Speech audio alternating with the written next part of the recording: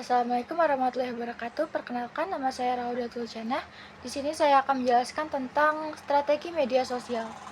Jadi yang pertama adalah strategi media sosial itu mengacu pada rencana yang komprehensif dan pendekatan yang dibuat oleh individu, bisnis, atau organisasi untuk mencapai tujuan tertentu melalui platform media sosial. Jadi ini juga melibatkan penetapan tujuan, mengidentifikasi audiens target, membuat konten yang menarik, dan menggunakan berbagai saluran media sosial untuk membangun dan memelihara kehadiran online. Nah, di sini saya juga akan menjelaskan komponen-komponen kunci dari strategi media sosial. Jadi yang pertama adalah kita itu harus menetapkan tujuan dengan jelas. Jadi dengan ditentukannya tujuan yang spesifik, itu dapat mengukur, terus dapat dicapai relevan dan berbatas waktu, atau disingkat dengan SMART untuk upaya media sosial kita. Lalu tujuan umumnya itu untuk meliputi peningkatan kesadaran merek, peningkatan lalu lintas situs web, generasi prospek, atau peningkatan keterlibatan pelanggan. Lalu yang kedua adalah kita itu harus mengetahui audiens kita. Dengan mengidentifikasi dan memahami audiens target kita, itu dapat mengembangkan personal pembeli untuk menyesuaikan konten dan pesan kita untuk preferensi, perilaku, dan demokrasi audiens kita. Lalu yang ketiga adalah pemilihan platform yang tepat. Jadi dengan kita memilih platform media sosial yang sejalan dengan audiens target dan juga tujuan bisnis kita, itu dapat mempertimbangkan kekuatan dan karakteristik setiap platform seperti Facebook, Instagram, Twitter, TikTok, dan lain sebagainya.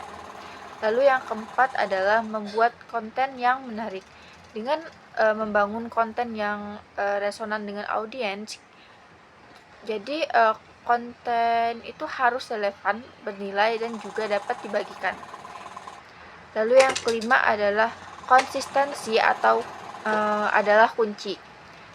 Pertahanan jadwal posting yang konsisten untuk menjaga audiens tetap terinformasi dan terlibat itu dapat mengkonsistensi membantu membangun pengenalan merek dan kepercayaan dengan pengikut kita.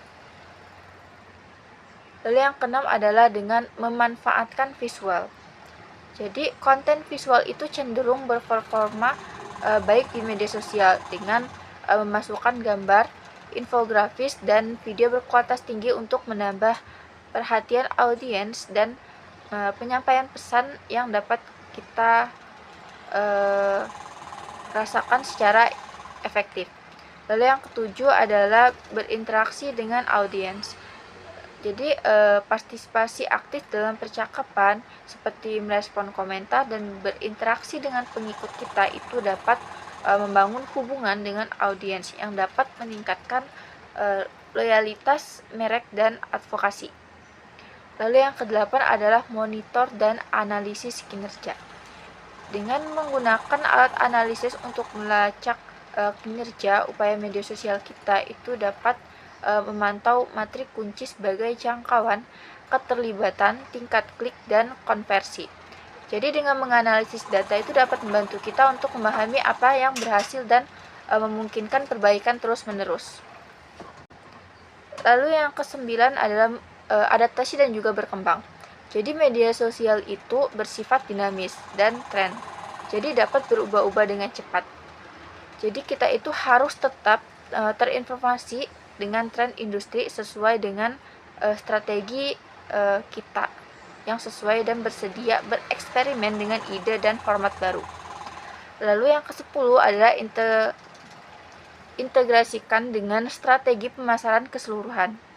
Jadi dengan memastikan strategi media sosial kita itu sejalan dengan tujuan pemasaran secara keseluruhan dan terintegrasi dengan mulus dengan saluran pemasaran lainnya, itu dapat mengkonsistensi dalam pesanan dan merek yang sangat penting di semua platform.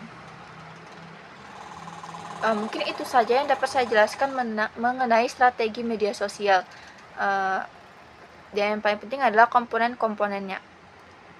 Terima kasih. Wassalamualaikum warahmatullahi wabarakatuh.